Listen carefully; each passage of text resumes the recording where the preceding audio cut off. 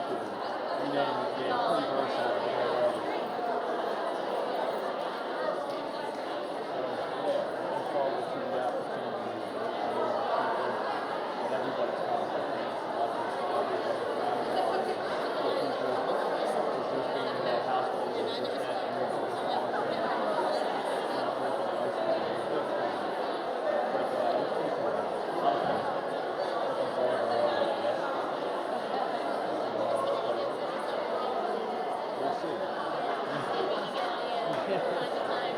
that, yeah. I'll fly about and see what happens.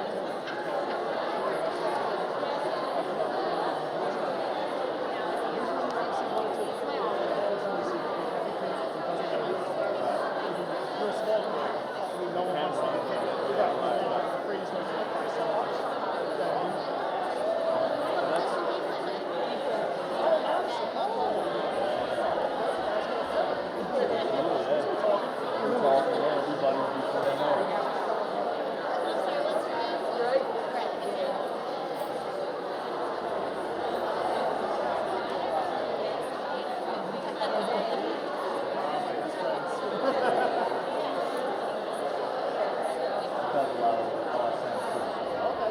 So it makes it better.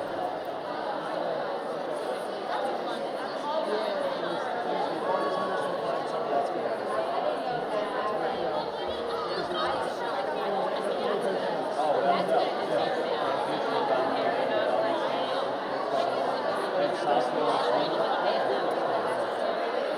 We always think these kids are still learning again, you know?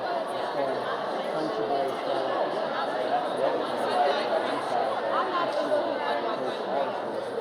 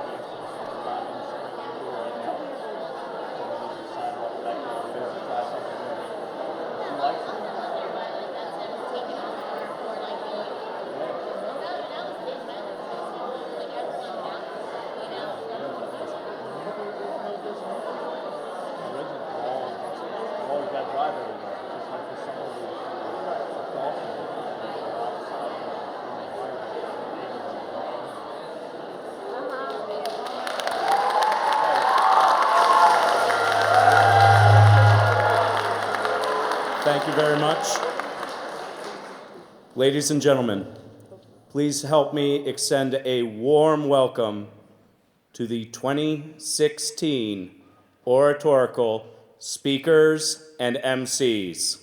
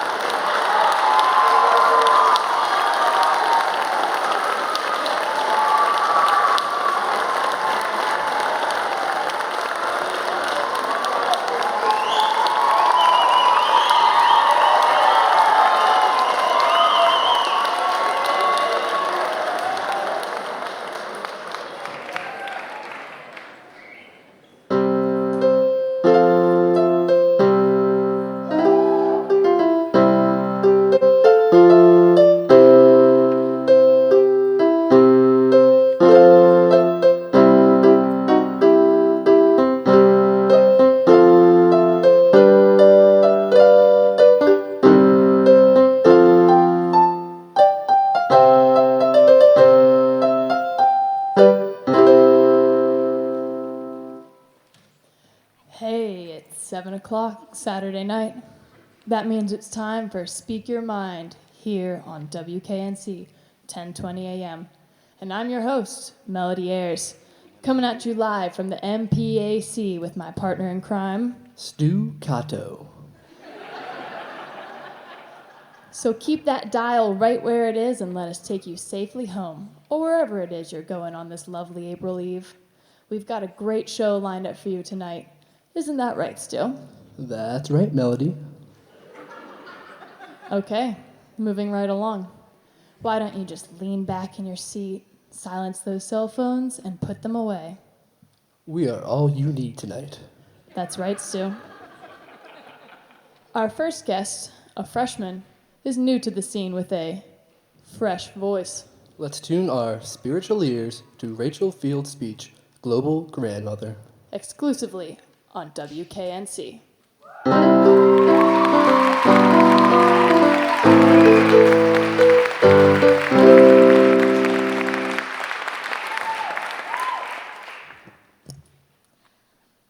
A conscience is a still, small voice that no one wants to listen to.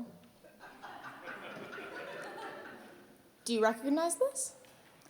It's a quote from Jiminy Cricket, the little character who was dubbed the conscience of Pinocchio. We all have our Jiminy, our conscience, our angel on our shoulder, and maybe some of us have an alter ego. Some stay quiet in our head, whereas others can come to life through our actions and words. My Jiminy is an alter ego of sorts. She shows me right from wrong, but she can also be quite rebellious. She has her own personality and doesn't always stay in my head. Between you and me, she's a nuisance. Excuse me, a nuisance? That is just rude. Keep me in your head? What? After all I've done for you. I mean, look what I've gotten you. I cannot believe this. Yeah, that's her. That's my Jiminy Cricket. But my mom calls her Global Grandmother. She was named this because we're not so sure where she came from. She sounds Jamaican or Indian, maybe Russian. I don't know. I tend to use her in most situations and hopefully to my advantage. For instance, we've all been there. In a classroom. A dull classroom. Your teacher's lecturing seems to go on and on. Your eyes are glazed over and your mind is completely blank as if in a trance. You hear the soft ticks of the clock. Tick-tock, tick-tock. A question is asked, and then suddenly, I have the answer. Really? News to me. Then you spit out an answer you never knew you had. Here's another scenario. I can't drive. I'm only 15. And because of this injustice, I followed my family around like a lost puppy. Where they go, I go. So, I'll find myself riding along to the grocery store. For example, it's a late Wednesday night, right in the middle of the week, you know? So close to Friday and yet so far. I got dragged there, or I just feared starvation. I walk off in my own little world, and all at once, I'm alone. I have been forgotten. Mother, where am I? Where are you? Okay, this isn't fun anymore. Why do you always do this to me? Oh, yeah, I can see it now. My next Twitter post. When your mom leaves you in the supermarket. Hashtag, great job, Mom. Hashtag, feeling loved. Hashtag, great parenting. Global Grandma begs to be heard, especially in uncomfortable, awkward situations. Now, this next one is a big awkward one for me, and probably some of you. When I judge someone else's judgment. This is one way Global Grandmother helps me to assert my opinions. I often see my mother spoiling my younger sister with treats and toys. Sometimes she deserves it, and sometimes not so much.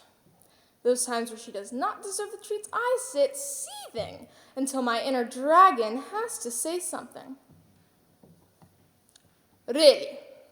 At this time of night? Chocolate cake?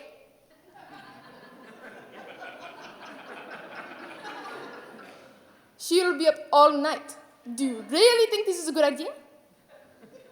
Fine, do what you want. You'll regret it later. I think I use Global Grandmother as a way to test how people react to certain ideas or opinions that I have. I'm very cautious of people's feelings, and if I say something I might get offended by, then I tend to say it in my Global Grandmother voice. This is me trying to assert my own opinions and become comfortable in my own skin. This is me finding my voice. Now, we've all been asked this tough question. What do you want to be when you grow up? Why are we asked this at 5 years old? I mean, how are we supposed to answer that when there is so little knowledge in our minds? All we want to be is the thing we care about at that exact moment. In my opinion, making major decisions like finding a career is hard, even when you are grown up. We need more time and experience to understand what we like and what our real interests are. Finding a career, what you want to do with your life, is finding who you are, your purpose. It's like finding your voice. At my age, everyone is trying to find their voice, their purpose in life. I think it is very hard to do that with so many other stressors in our lives, like school, relationships, or even a first job. I am still trying to discover my voice. My alter ego, Global Grandmother, helps me to test the boundaries and explore my opinions and my voice. Maybe Global Grandmother is my voice, or maybe she's just a path to finding it. Pinocchio eventually no longer needed his Jiminy. He became his own person. One day, I suspect I will no longer need Global Grandmother either. I will have found my voice. Over my dead body? Chill, relax. We're in this together. Thank you.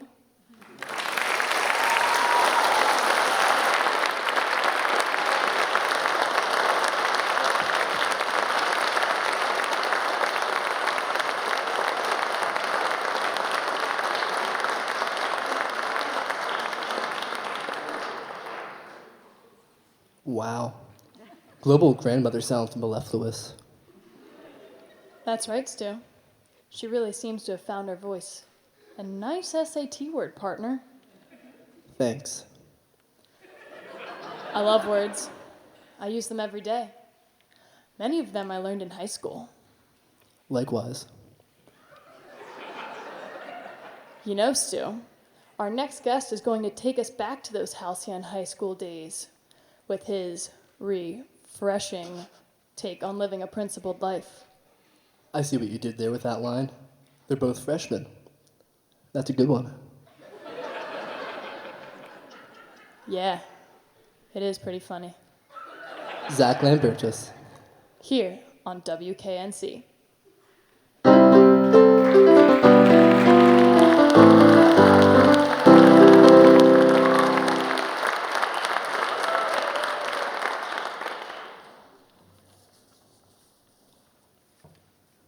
What would you do if you were principal for one day? Would you add class time and take away breaks? Would you change things up, or would you leave them the way they are? I know if the students were in charge, we would be very responsible about getting to class on time, following the dress code, and we would never start snowball fights during fire drills. And that is because we are students of the academy. But let's pretend for a moment we are not perfect A&C angels. What would the typical student do if he or she were principal? I know one thing that every guy might want to change. That is the dress code. Right now, every boy must wear a dress shirt and dress pants. Logos are not allowed unless it has A and C on it. Most guys would definitely want to relax this rule. If you could wear whatever you want, wouldn't you feel a lot more free? Next up, how about homework? You work all day in school on learning, and guess what you get to do when you come home from school? You get to learn by yourself. That's what I always want to do when I have free time.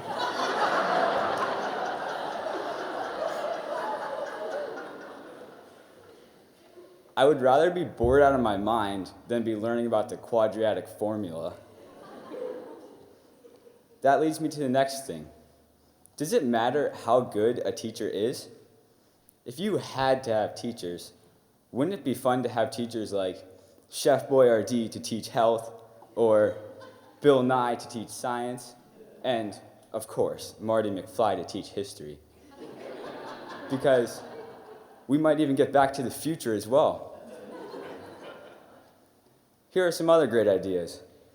What if you could use your cell phone in class? What if you could make as much noise as you want, whenever you want? What if you could make a wall run in the middle of class? Now that would be really awesome.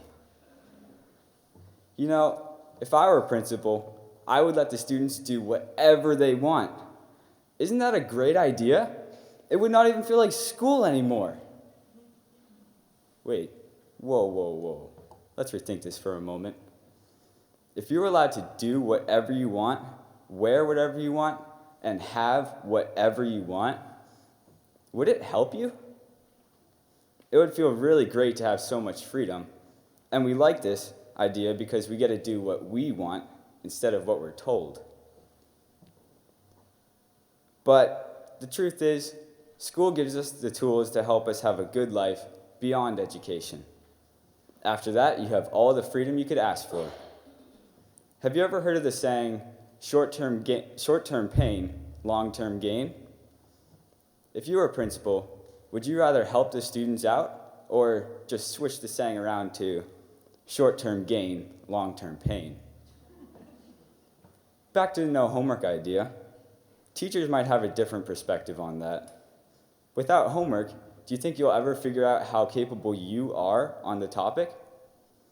Homework is important. It is a test to see how well you understand the idea without help. Teachers that give homework know what they are doing. Teachers show us the path to doing things properly. The level of difficulty might be a problem for some of us, but what affects all of us is the level of fun each class is. The teachers at A&C know how to make their classes fun and educational. It is important to have good teachers that know what they are doing. Teachers guide us to make the enlightened choices. Now, on to the last matter. If the students could do whatever they want, would it even be considered school? If you were allowed to leave class whenever you want, wouldn't it get a little distracting? School is disciplined because the teachers and principal are trying to prepare you for life beyond education. They encourage self-discipline and orderly learning so we know how to act when we're out there trying to make it in the big wide world. Some of you students out there might be thinking, wow, what a traitor. And most of you teachers out there are probably thinking that I'm 100% correct. Teachers do it for us to make sure that we live proper lives. I asked Mr. Irwin what he would do if he were only principal for one day. His response was, I probably wouldn't have changed anything. Now, of course, let's be honest, he does kind of have to say that. But when I asked him what he would change if he were in high school still, his response was, I probably would have put a soft serve ice cream machine somewhere in the school or down at the cafeteria. Mr. Irwin, You are the principal. You can still do that. Just come talk to me after class. In the end, everybody has freedom. But with freedom comes responsibility. It's like a math equation. The more responsibilities you take on, the more doors you can open. We are all principals of our own lives. We make rules for ourselves. This gives us power. And with great power comes, well, you know the rest. So, now what would you do if you were principal for one day? Thank you.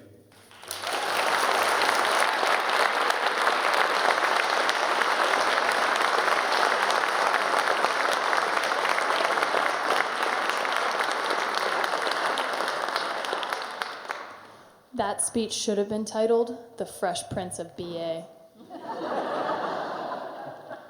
In Northeast Philadelphia, born and raised. What would you do if you were principal for a day, Stu? Snow day. Even without any snow? Especially. What about you, Mel? Free water ice. For everyone. And for more on that topic, let's open our minds to Helen Boschnick. So keep that smile dialed, WKNC.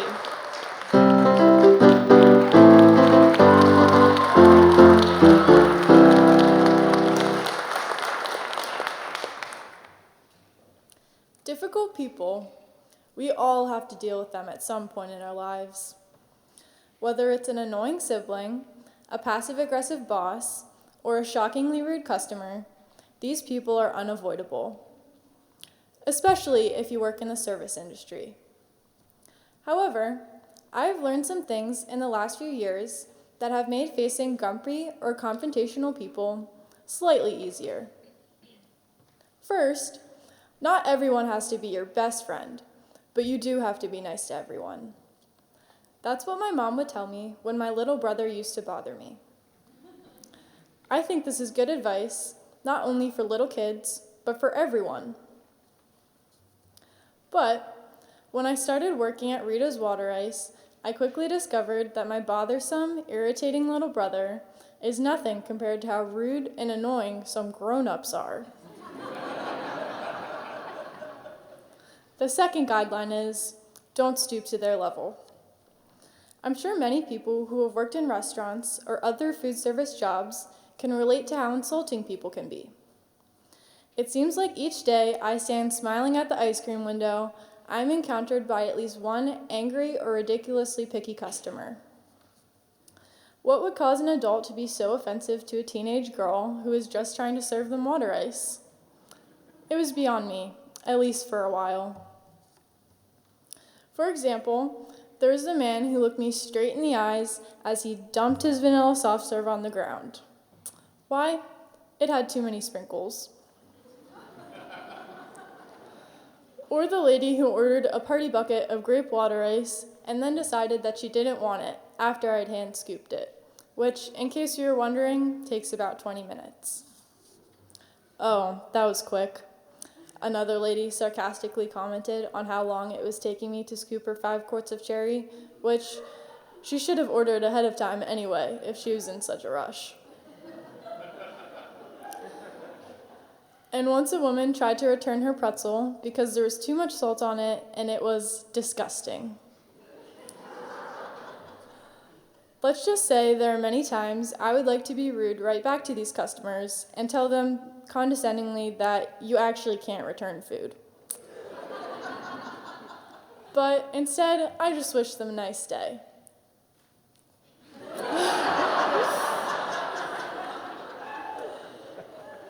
The reason I never retaliate is because I witnessed how bad things can go when you do.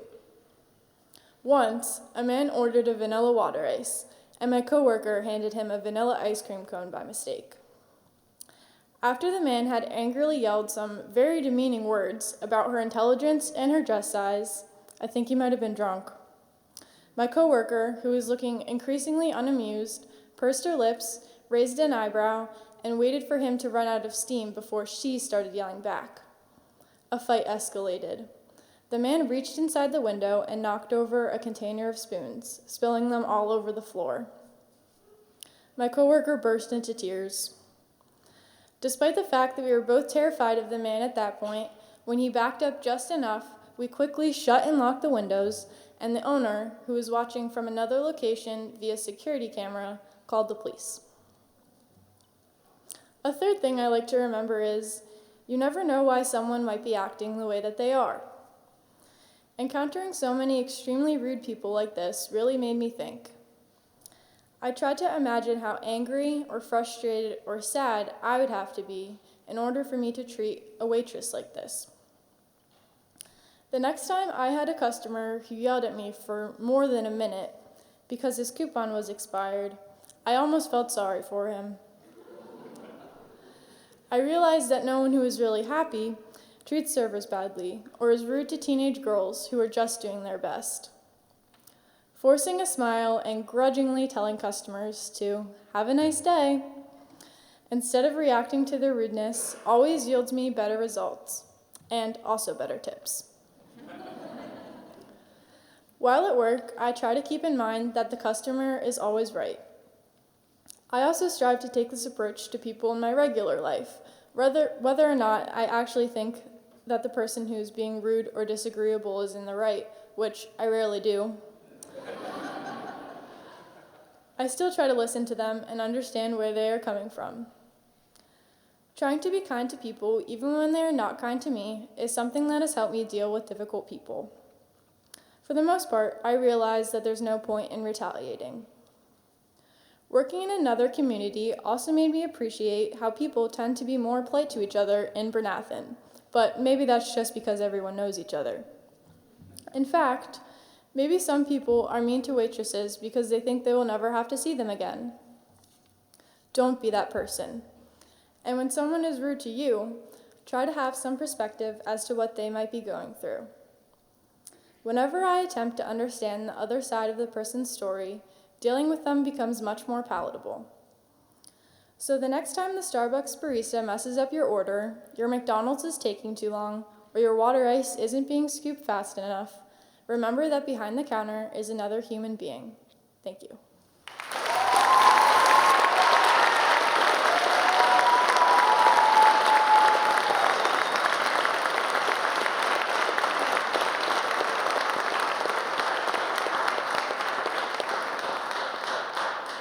You know, Stu, we're pretty blessed that we rarely encounter any irate listeners.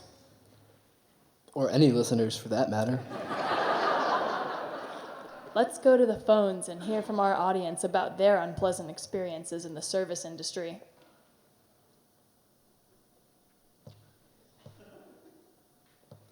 Well, that fell flat. You know what they say, Stu. You can't fall if you don't jump. Never heard that one, Mel. To riff on that, here's Lene Osblond, It's all too horrific. here on WKNC.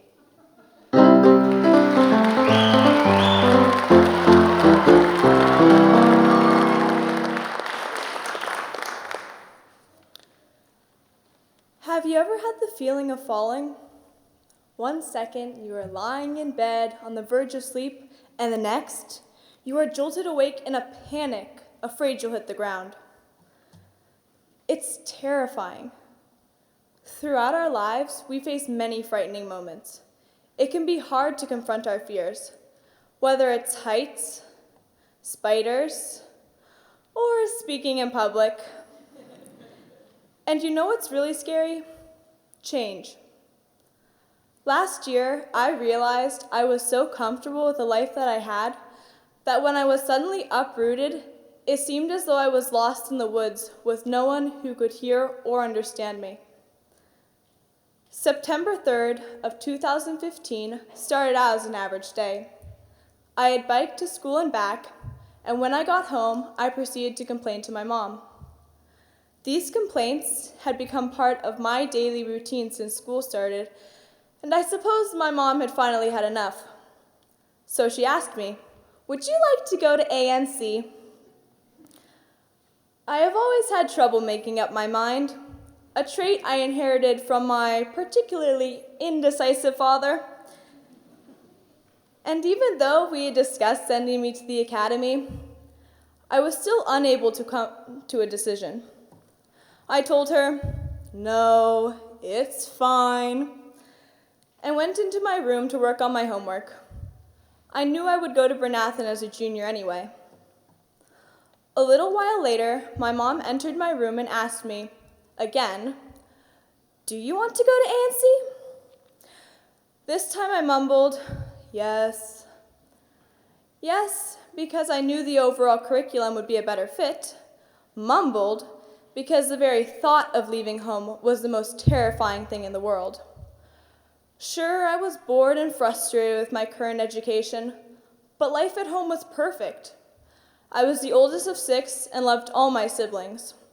My life on our farm was a breeze. Milking cows and raising rabbits was fun and easy.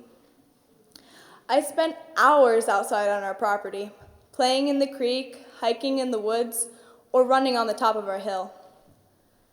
All these thoughts were running through my head when my mother once again entered my bedroom. "If you want, you can go next week." Now I had to decide, and I knew my parents would support me with either choice that I made. So finally, after much deliberation, I just decided to go for it and told my mother yes. The next thing I knew, I had packed my bags, and by Saturday, I was moving into Glen Hall. The first few weeks were hard adjusting to my new life. There were so many aspects to it that seemed foreign. I hardly knew anybody, I missed my mother's cooking, and I yearned for the comforts of home and family. It was hard trying to maneuver in a new schedule. But one day, the change stopped feeling like I was falling. All of a sudden, the fall turned into skydiving. Everyone was so nice and understanding. I loved my new teachers and was making friends. Now, 7 months later, being here just feels natural. The people in the dorm are like a second family, and all of my fears seem to have drifted off in the wind. I still have the sensation of falling sometimes, but the fall is no longer terrifying. In fact, it is exhilarating. I may not feel in control all the time, but this free fall feels like I am soaring. I can see endless opportunities all around me. This year, I've joined the DECA, had fun playing volleyball and getting to know girls I may not have otherwise. Now I'm in lacrosse, another sport I've never played before, and I'm only a sophomore. Coming to the academy was the right thing to do, and was therefore a good change. I still have some days that are better than others, but now I feel like I belong. And I actually enjoy trying new things. I figured out that my life is like skydiving. It can be fun or terrifying. While skydiving, I am unstoppable and nothing can bring me down. Except gravity, of course. At some point, I will reach my destination, but for now, I can live in the moment. Of course, you can't go skydiving without a parachute. I packed my parachute before I left home. In it are my morals, courage, and God's truths. And as long as I remember to use them, I don't think I'll have to worry about too many crash landings. We all face challenges throughout our lives. And when we finally settle into what feels safe, our house on top of the mountain, if you will, maybe we should look around and ask, where can I fly from here? Our lives on this earth are so short that if we get stuck in a comfortable place, it may seem too late to make a change or take a risk. But it never is. There is always a chance for a new horizon. Whether it's working for a charity, switching careers, learning how to play an instrument, or going to a new school. So I beg you all today to take a look at the life around you, and don't be afraid to go for it. You never know. What feels like your next fall could become the best skydiving of your life. Thank you.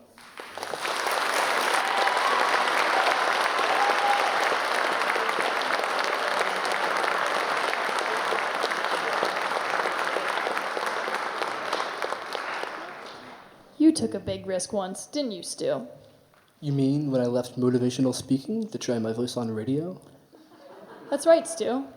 This dynamic duo wouldn't be nearly as successful without your thunder. Thanks, Mel. With more on success, here's Braden Boyo Boyson, WKNC.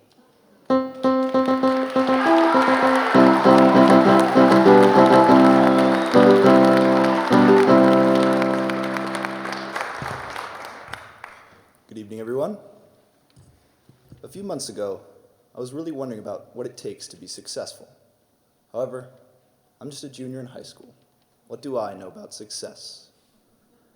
Naturally, I wanted to hear from someone who has had quite a lot of experience with it. So I asked my dad for his friend's phone number.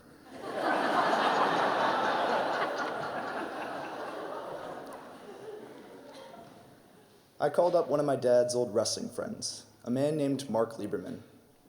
Mark was a champion wrestler at Lehigh University and a member of the national team. Later in life, he also built a multi-million-dollar company from the ground up. What better person to talk to about success? He gave me some amazing advice, and at the end of the phone call, I asked him, what was the best part of being successful? It was not the answer I was expecting. Success. What is it, and how do we obtain it? Oh yes, we all love to be successful. I doubt anyone in this room is thinking to themselves, yeah, I like to be unsuccessful. Everybody wants to be successful. Everybody. No matter what a person does, be it in sports, academics, health, relationships, personal growth, or business, we all enjoy this idea of being successful. But let's face it, being successful is not easy. In fact, it is really hard. You have to be disciplined, you have to be dedicated, and you have to be willing to make sacrifices. And even then, you still may fail. Look at New Year's resolutions. Only 8% of people succeed in achieving their New Year's resolutions. Why is that? Well, think of it this way. We all live on this plane, this one right here. This plane or level represents what is. It represents where our life is. And up here, this is the should level. Like, oh, I really should have more money, or oh, I really should do better in school. It represents our goals. It represents where we want to be. Now, what is stopping us from reaching that new level? It's that space in between, which most of us would call the problem. It's the problem that is obviously stopping us from reaching that new level, right? If I may, I want you to ask yourself something. What is one of the biggest problems in my life right now? Now, I'm going to give you a moment, and I want you to think of a clear example in your head.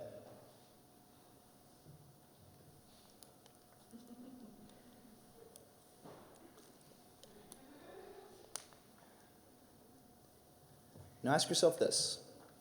Is that thing that you're thinking of, is it really a problem, or is it a symptom? If you're like most people, you probably thought of a symptom. To help illustrate what I mean, let's look at one of the most common New Year's resolutions, weight loss.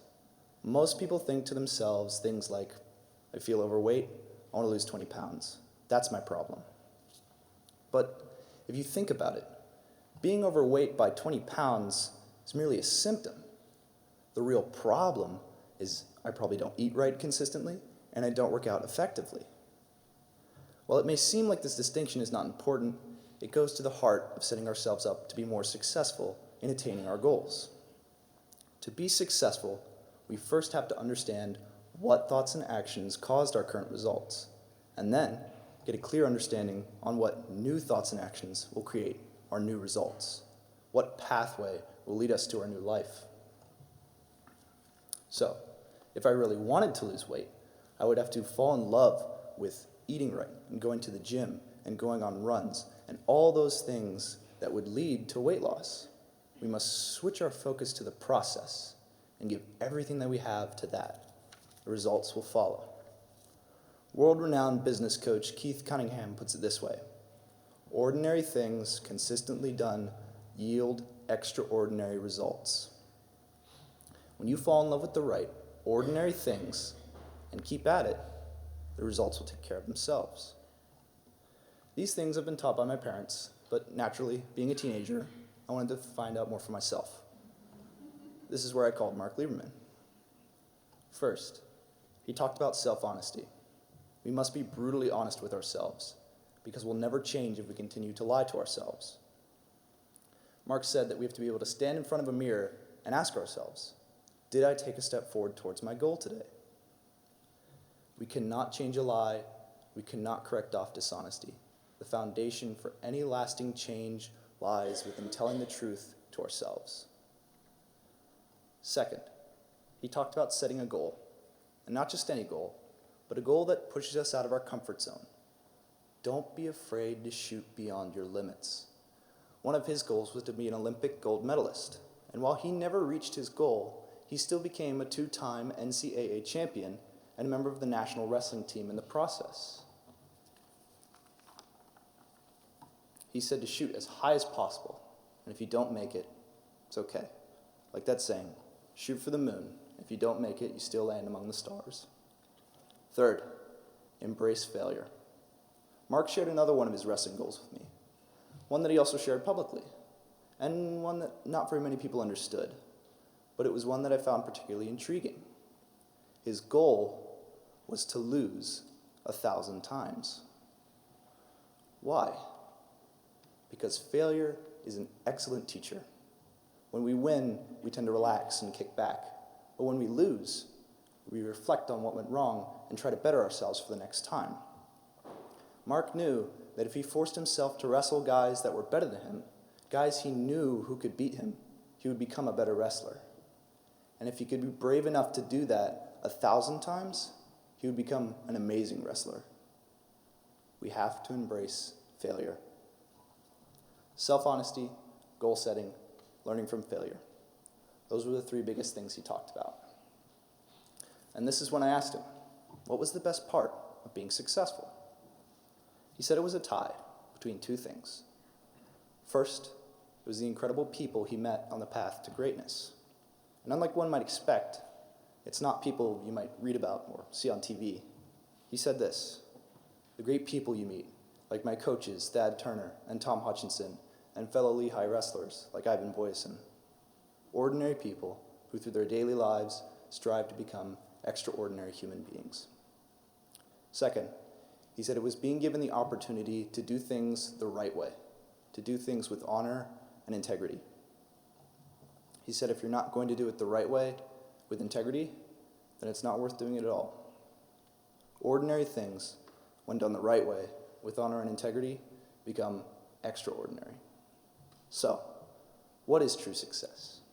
Is it the results that we see, like losing 20 pounds, or winning an NCAA title, or maybe even being Ivan Boyson's son and having such flowing mane? Love you, Dad. True success has much more to do with the person we become on the road to the results. In fact, I would suggest that true success lies in who we become regardless of the outcome. So when you go home tonight, maybe take out a piece of paper and write down that symptom that you thought of earlier. And then maybe write down a few more. Ask yourself, what are the root problems that I need to solve to see the results that I want? What ordinary steps do I need to take every day, day in and day out, to become the person I want to be? What do I dare myself to fail at 1,000 times? And then go fall in love with the process. Fall in love with your journey. And let go of the rest. For when we focus on improving ourselves and taking the steps on our journey, the results will take care of themselves. In the words of Minnesota University's wrestling coach, Jay Robinson, even more important than the medals or titles that you win is the person that you become through the process of trying to reach that point. That will stay with you forever. Thank you.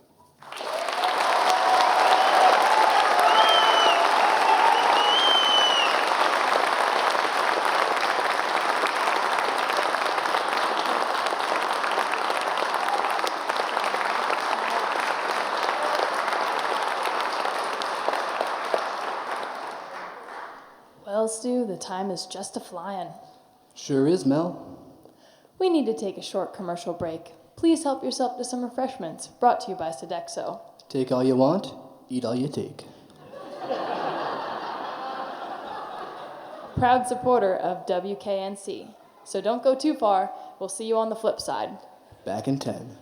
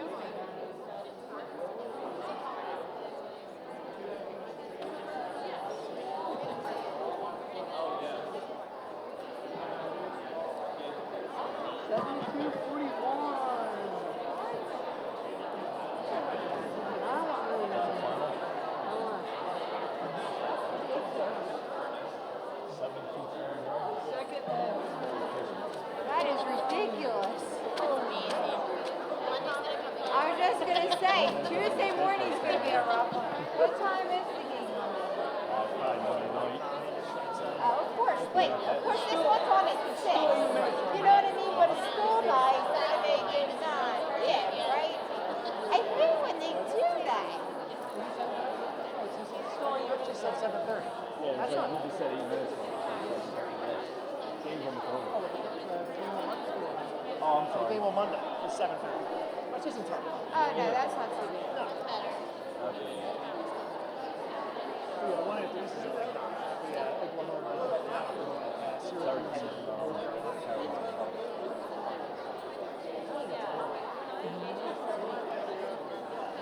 this is probably not to put anything past Carolina's probably should win this game right. Yeah, that's Oklahoma. Tough game. Oklahoma, the way they are, if they leave in December. Pretty impressive. Goes to show you how the kids stick around college for 4 years. Big deal. It's going to be one and done stuff. So I'm hoping that the Sixers don't go after that kid Ben Simmons. Just leave that alone. That's nothing but a problem.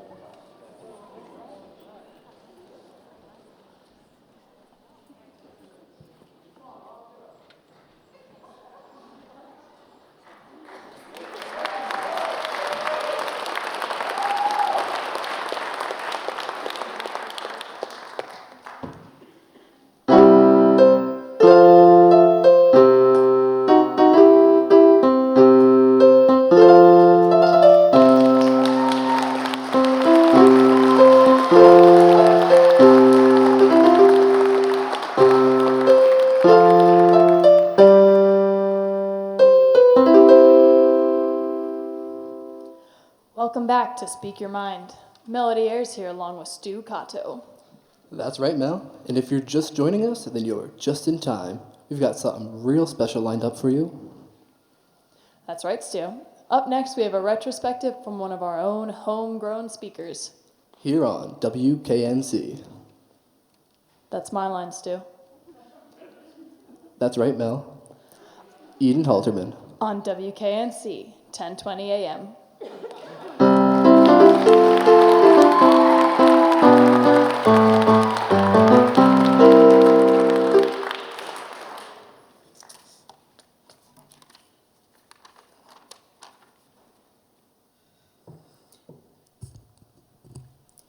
2 years ago, in the spring of my sophomore year, I had a terrible, horrible, no good, very bad day.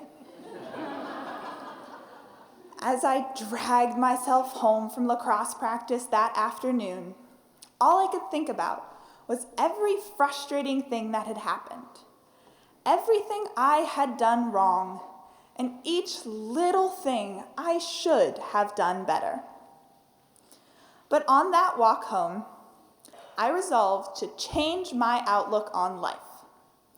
That's a pretty big resolution to make, especially since it takes about 3 minutes to get from the lacrosse field to my house. Throughout my elementary school years, I had been known as the pessimistic friend, or the one who told all the cynical and vaguely depressing jokes. It was time for a change. I would now have a more positive attitude toward my life and toward myself. On the rest of the way home, and then throughout the remainder of the day, I listed all the things I was grateful for. The next afternoon, I started to keep a gratitude journal on my phone. Every day since, I've noted down at least 5 things that I am grateful for, and not one day has gone by where I failed to accomplish this. Use of a gratitude journal has been scientifically proven to promote mental health and happiness. By practicing awareness of the positive things in life, we fight off the brain's natural tendency to focus on the negative. In a well-known study, researchers Robert Emmons and Mike McCullough asked a group of participants to journal about 5 things they were grateful for each week. Compared to other groups who were told to write about 5 negative incidents, or about any 5 events of their choice, the participants who focused on gratitude were notably happier, healthier, more productive, and even more social.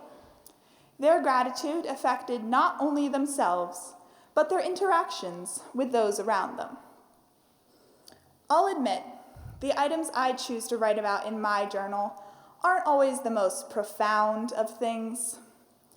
More often than not, I'm writing about the cozy blankets I get to wrap myself up in when sleeping in on the weekend, or about dancing at stoplights to bad 80s music in the car with my dad, or about when our teachers deigned to grant us an actual no homework Thursday. Last Christmas break, I thought it would be fun to count everything I had been grateful for in 2015.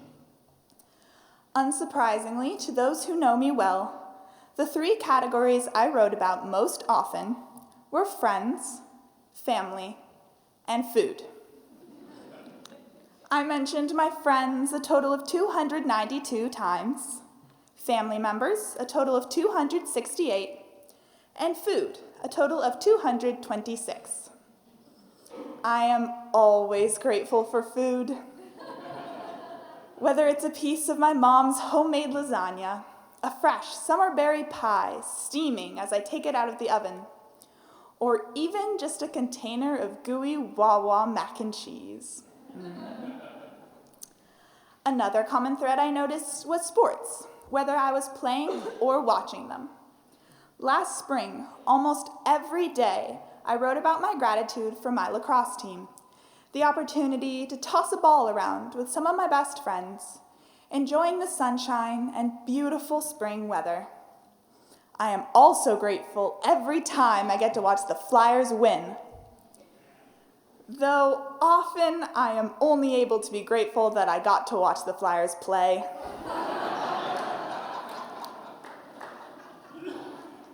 Most Fridays, I was grateful for the fact that today is Friday, and on Thursdays, the fact that tomorrow is Friday.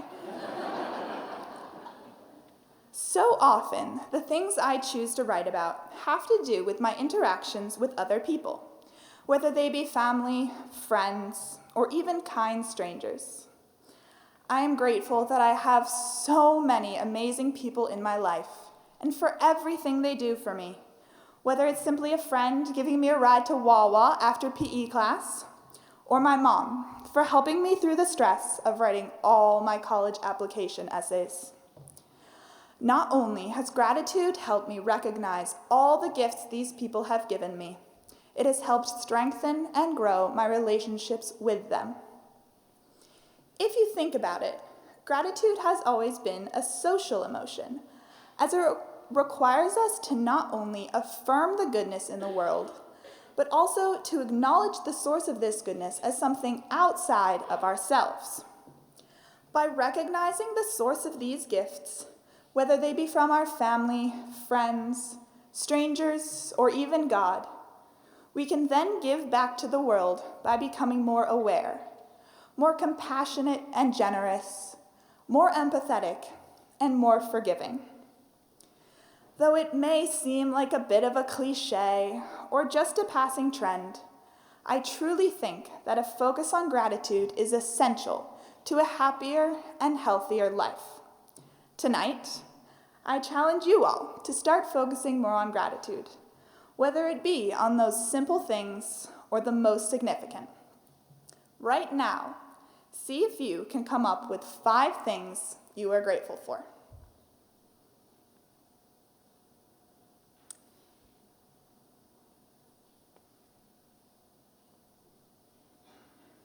If you're struggling, I can help.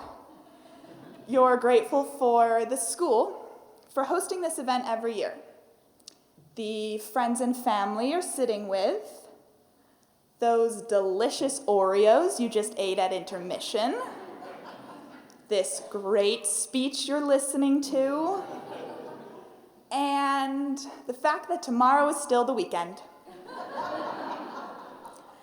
As you begin to focus on all these positives, hopefully the act of acknowledging gratitude will become more and more natural for you. By cultivating an attitude of gratitude in your life, I hope you will be able to feel the same effects that I have, and you will see improvement in your mental health and attitude, and growth in your relationships. And as you begin using your gratitude to give back to others, I hope you will start to see a positive change in the world around you. Thank you.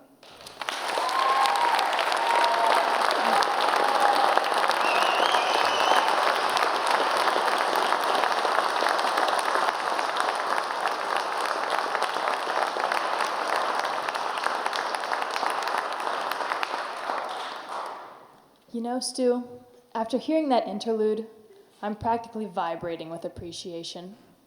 Every cell in my body is singing a chorus of gratitude. I'm so grateful to have you as my sidekick. That's right, Mel. You're the cowbell to my band. Our next guest is a longtime listener, first-time speaker. Cameron Teeler, here on WKNC.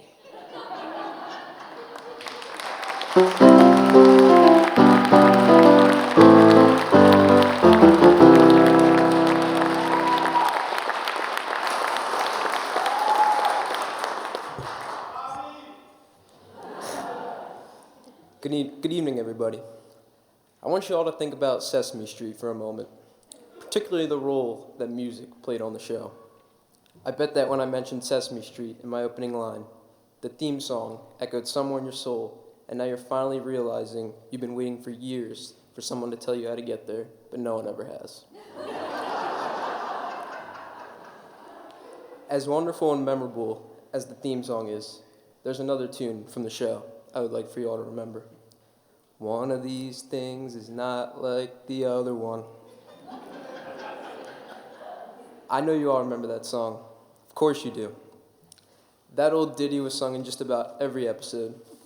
The screen might show 3 firemen's hats, 1 top hat, and then some character, probably Big Bird, would come on the screen, sing the song, and draw our attention to the thing that is different.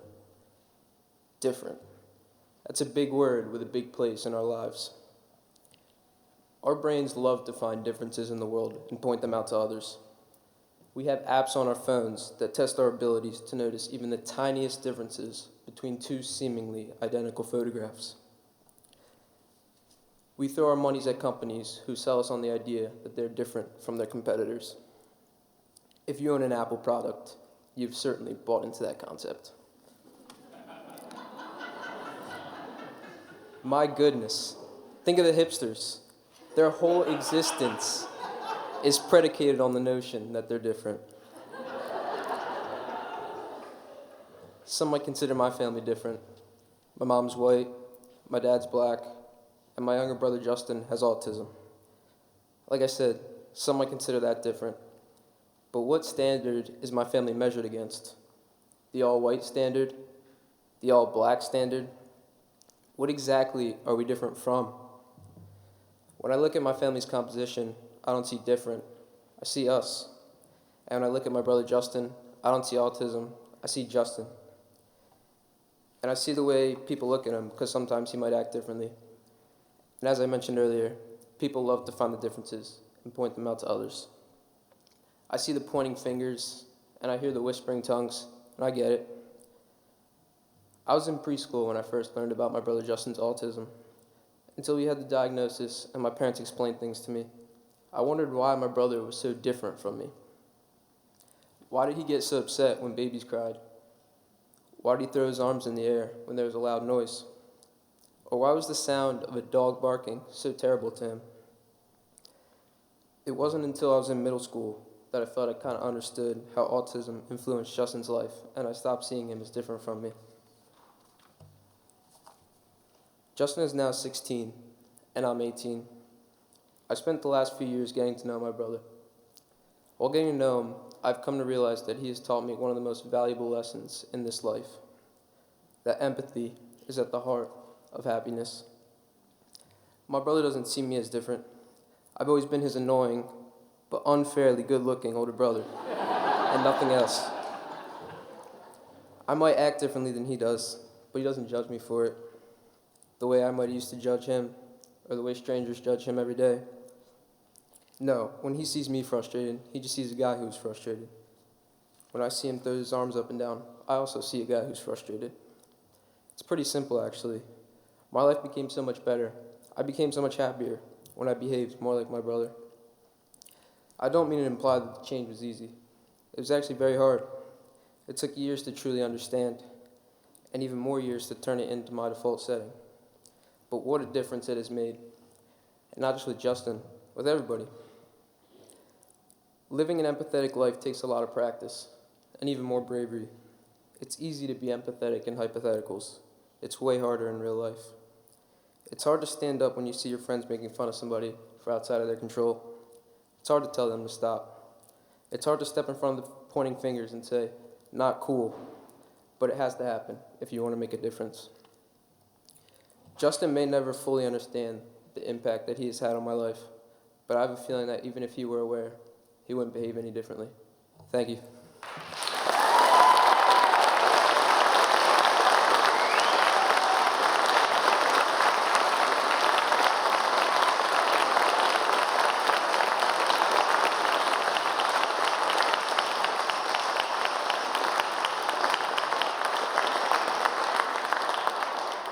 Stu, I realize that our differences, although glaring, only complement one another, making us a stronger team. I think we could do an entire episode on the tapestry of our complementary idiosyncrasies. Where to begin? Like the way you like to eat only the crust of the sandwiches, and I like to eat only the middle. How you love to clean the coffee pot after I've had the last cup, and not to mention how much better you've gotten at listening now that I've pointed out the importance of letting others a chance to speak. If you say so, Mel.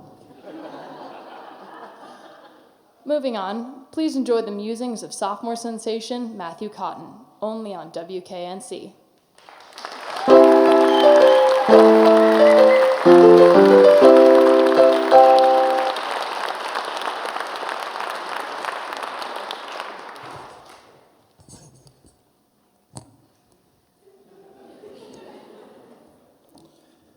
January 12th, the day our basketball team played Abington Friends, a day that I will never forget. The reason for that was Mr. Youngie. He held me after class.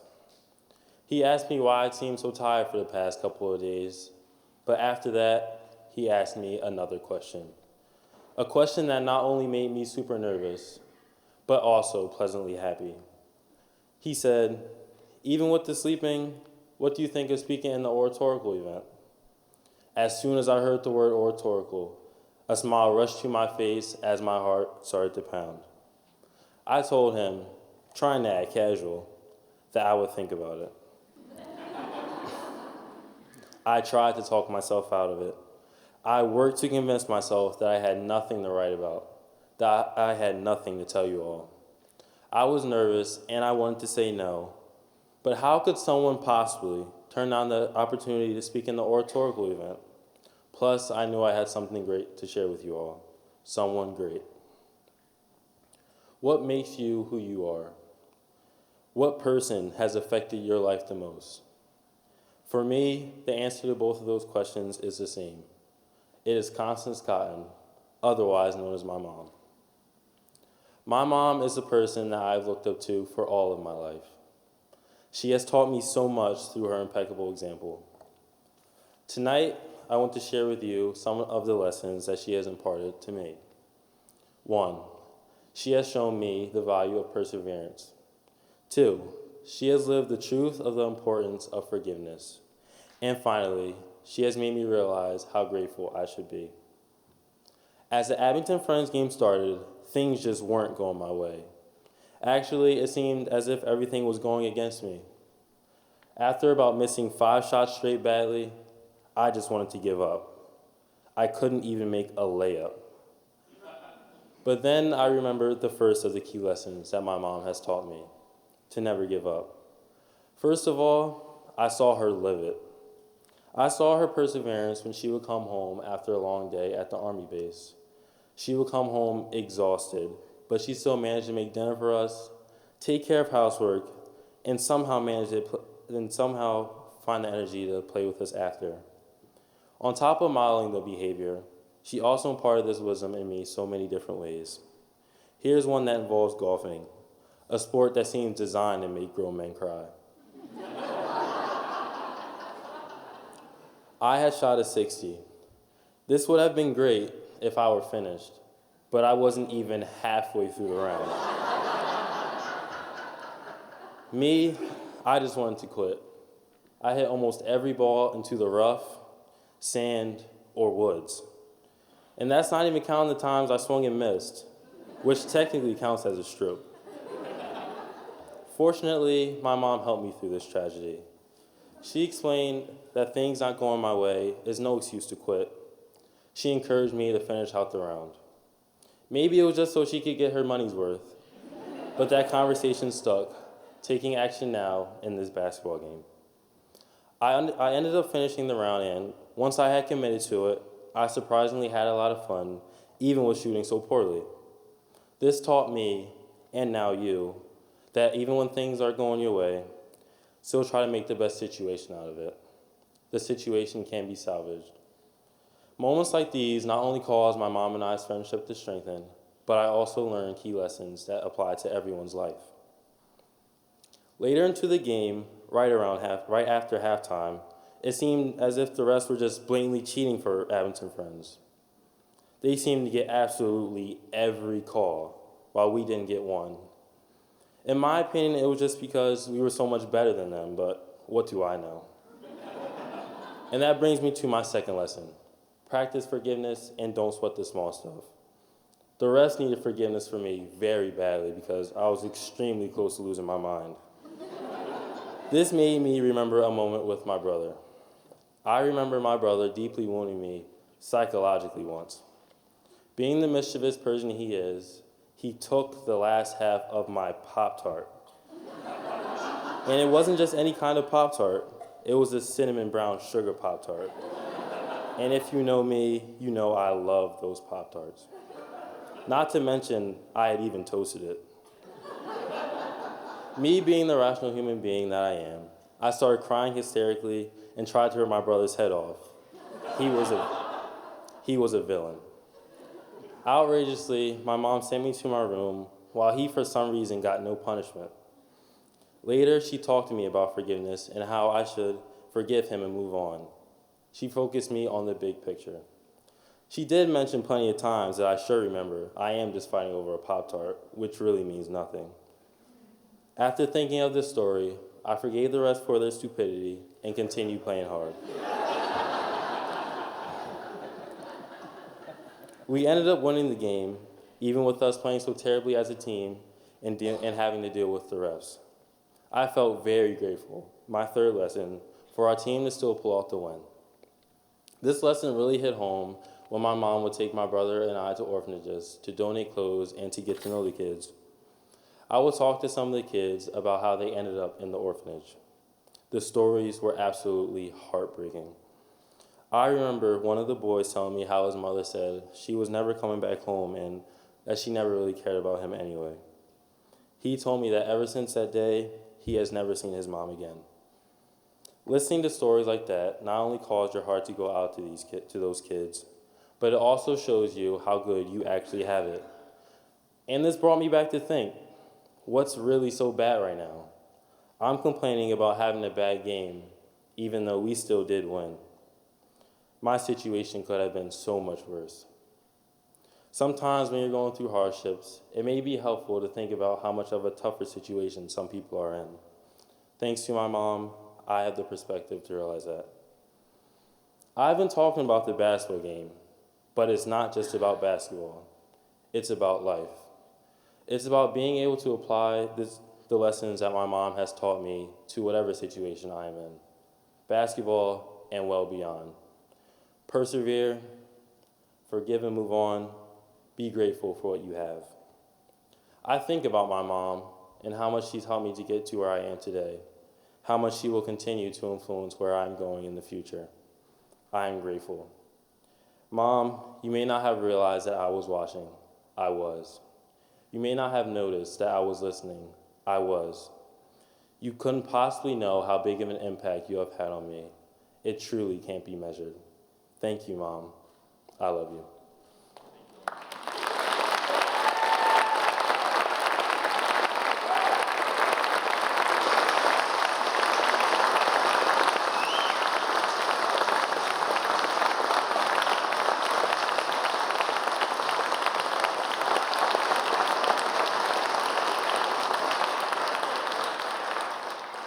Well, we've only got time for one more story tonight on Speak Your Mind.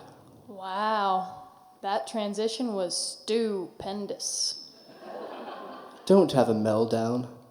Just because you feel threatened that I'll bring down this house of cards you so punctiliously constructed, you sit on a throne of self-inflated, grandiose ideals that neither you nor anyone could possibly live up to.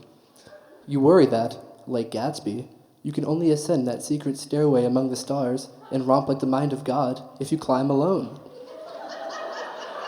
But what you fail to grasp is, who would Simon be without Garfunkel?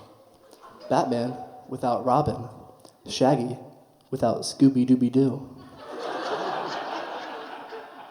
Boy, Stu, I never knew you felt that way. I didn't either, Mel. You know, Stu, you're right. I could learn a lot from you. And I'm glad you decided to speak your mind. And I'm glad that you did it on the air. You put yourself out there with the possibility of all our listeners judging you. I don't think I could have done that. Thanks, Mel. And while our next speaker tells us more on judgment, I'll gladly listen as you continue to praise me off the air. Whatever you say, Stu. Here's Clara Roth on WKNC.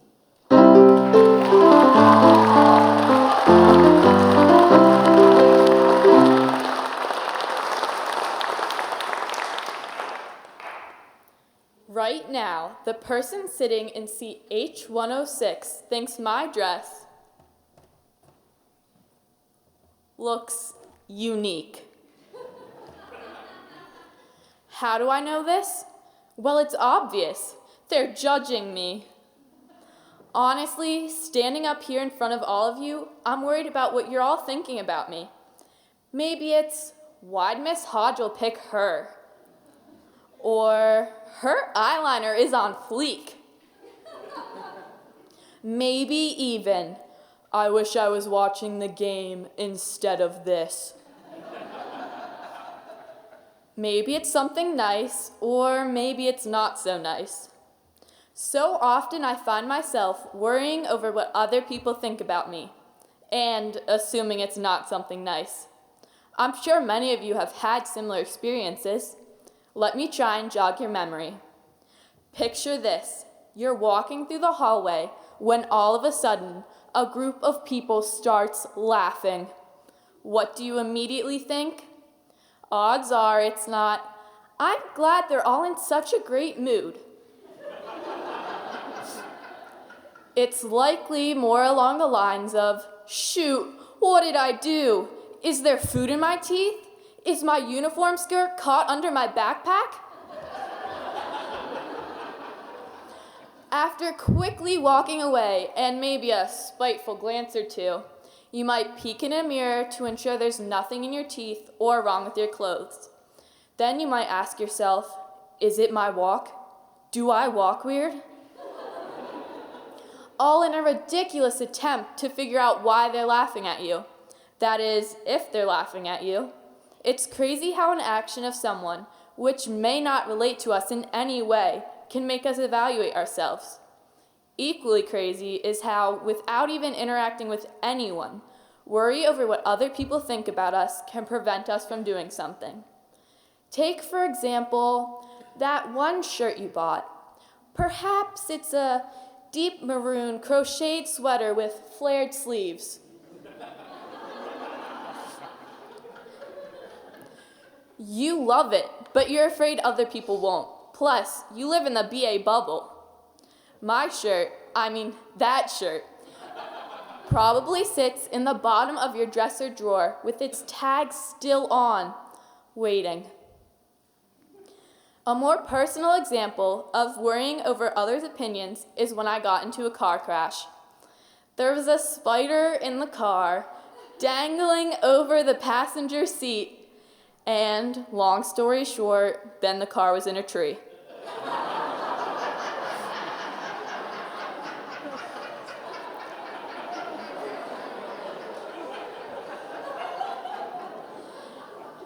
I told myself, no one can ever know. But that wasn't going to happen. Because where did this crash occur? Well, where else than in the middle of the bubble, Alnwick Road, next to Borough Park.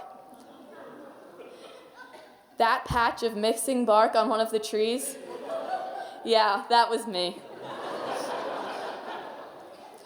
Although, luckily, everyone was fine, and I didn't total the car, although I did enough damage so my parents decided they might as well get a new one. I knew my life was over then and there. Everyone in BA would either hear or see about it and think one of two things. 1, wow, she must be an awful driver. Or 2, wow, she must really be afraid of spiders. Either way, they'd be judging me, and that was no bueno. Well, what happened next? DECA.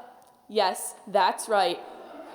The entire girls' dorm walked up Alnwick Road and past my crash.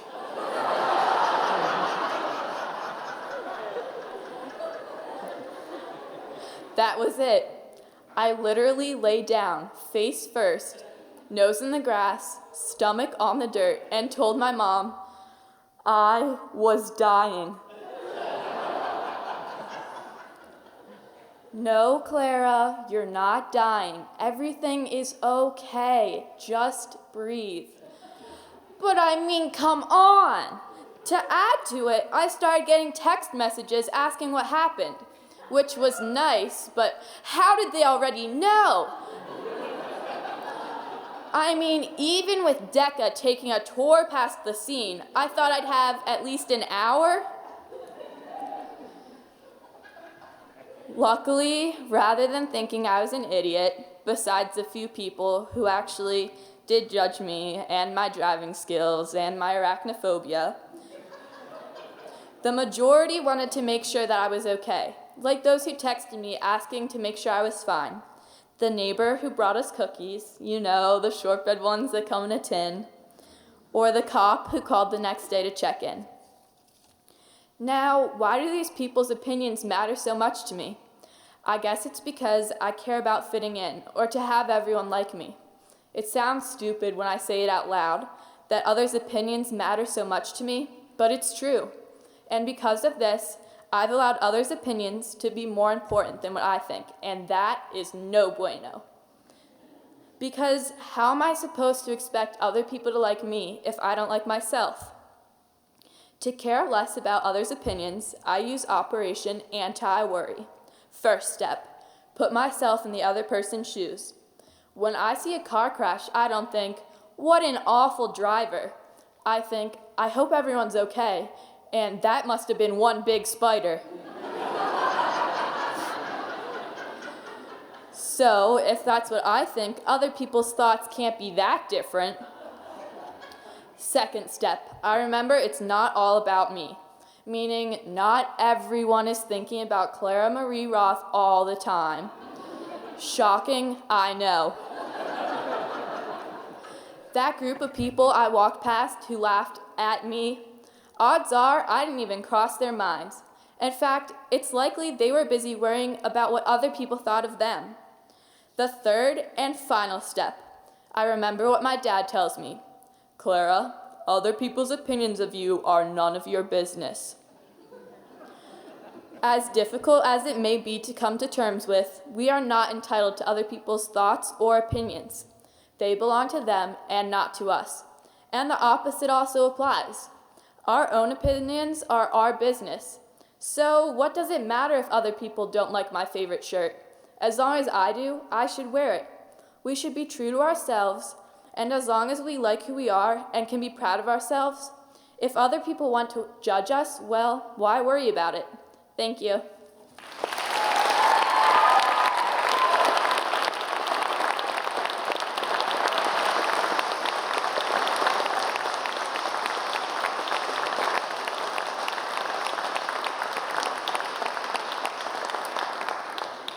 Wow, Stu, what a great message. I couldn't agree more, Mel. Unfortunately, that's all we have time for. Here's a huge thanks to all our speakers for their wonderful words tonight.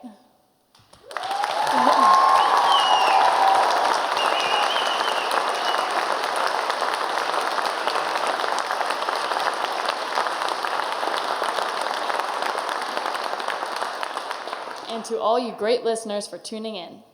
We'd also like to thank our sponsors over at Sodexo. Take all you want, eat all you take. We couldn't be here without their support. And to any gentlemen out there who don't yet have a date to next week's junior-senior dance, there are still plenty of Juliets looking for their Romeo. Thanks again for listening to Speak Your Mind. I'm Melody Ayers. And I'm Stu Cato. Don't forget to join us next time here on WKNC.